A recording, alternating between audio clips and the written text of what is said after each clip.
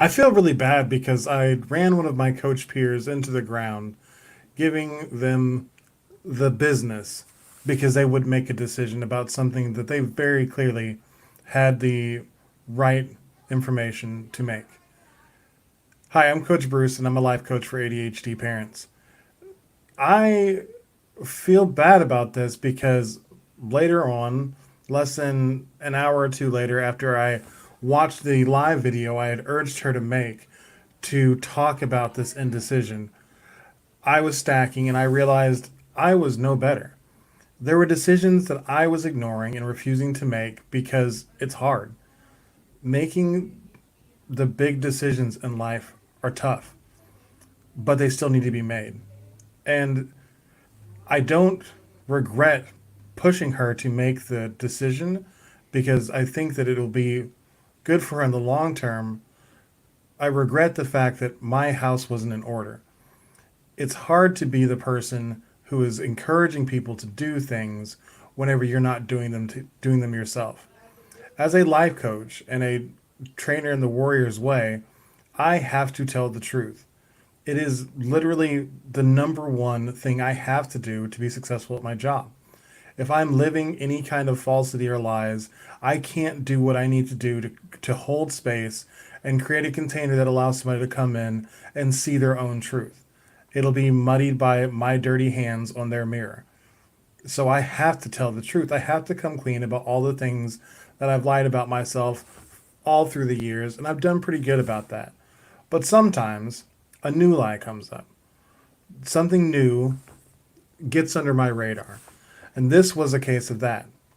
That new thing was as I'm building my business up, as I'm starting to actually get momentum and have more clients, start to see a little bit of movement in my following on social media, I have to realize, I have to actually determine who it is I want to serve. Like, I already know I want to serve ADHD parents. That part's pretty specific, but we're different. There's lots of us, and there's specific problems that some are facing that others aren't. I have to decide what painful problem it is that I want to solve. I'm so talented and I'm really great that there's a lot of problems that I can solve. But the thing about it is the more I refuse to niche down and make a decision, the more I am letting down the population that I am called to serve. There is somebody out there who needs my help and who is waiting for me to say, this is who I help. This is how I can help you. And as soon as I'm able to get that right mix of who and how, they're going to start knocking my door down because they need me as much as I need them. It is the way this relationship is designed is that I am going to give you a service that you need and I am going to get paid for it because I need money. Like that's just how, that's how life works. I don't want to be doing this work for cash, but we live in a cash based system. If I'm going to work, I'm going to do this thing that I love. I love doing this. It is my purpose. I'm sure of that. But doing it on the broad level that I've been doing it is small change. I am ready to start playing with big bills. And in order to do that, in order to take this to the next level, I actually have to get smaller. My target has to become smaller.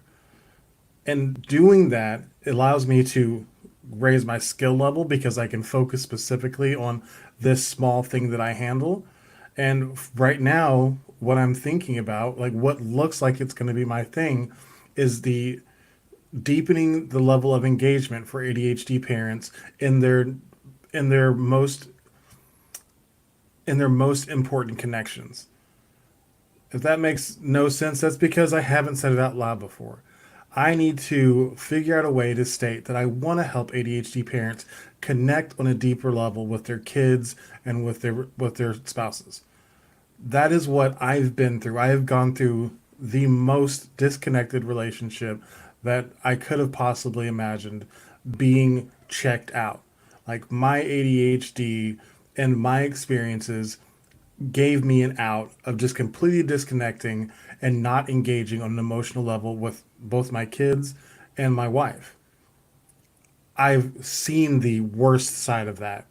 and I've seen what it looks like to have the benefit of the love and connection from your spouse and your children. It's a pretty massive gap, and I want to help people close that. There's I used to hide from my family in any way possible and disconnect to them and try to basically numb my mind and my emotions because I didn't know what I was doing on this earth with all kinds of different things. But once I was able to step into that relationship, both my marriage and being a father, I found that it is actually the most powerful and enriching thing that I could ever imagine. All I had to do was show up and be present. But in order to do that, I had to make a decision. And this is a decision you're probably facing too. You have to decide, are you willing to do what it takes to show up as your best self? And for that, for me, that involved taking on a new challenge, learning how to live by a new standard, and starting to live by a code. The code was the first step. Then it was learning how to track the core four. Then it was learning how to attack with the stack, and basically how to reshape how I face everyday reality. The ability to do that has allowed me to increase my capacity dramatically. So I'm able to, for one, make decisions on a regular basis, but also, more importantly, engage with my family on a deeper level. This wasn't the only step, but those are the first things that I was able to do that created a massive difference, and I'm able to provide that to other people. I also have some other specialized frameworks, like my Connect framework that I'll be teaching at my webinar this Thursday. If you're interested in webinar information, type me in the comments. I haven't finished the link yet, but it will be done by tomorrow. And this is what I want to focus on. Like, but exactly how I deliver that still needs to be niched down even further. But I want to focus on re-engaging ADHD parents in the most important relationships in their life. So if you're an estranged parent, like you haven't talked to your older children in years, like that to me, that breaks my heart. That is the saddest thing to hear because I am an estranged son. I haven't talked to my mother in over a year, and I haven't talked to my father in 3 to 6 months. I don't know. Because they weren't willing to do the things that I deserved as a human being to get over their toxic trauma. And I think that if they were able to have someone like me who wasn't their son, who they could believe in an objective sense, they would want to engage with me in a way that allowed us to have a relationship as well.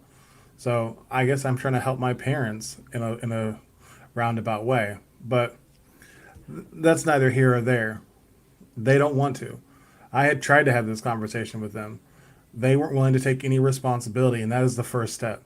You have to take accountability for your own actions in these things, and you have to be willing to tell the truth. And that's not something they were willing to do. So I am taking my pain and turning it into others.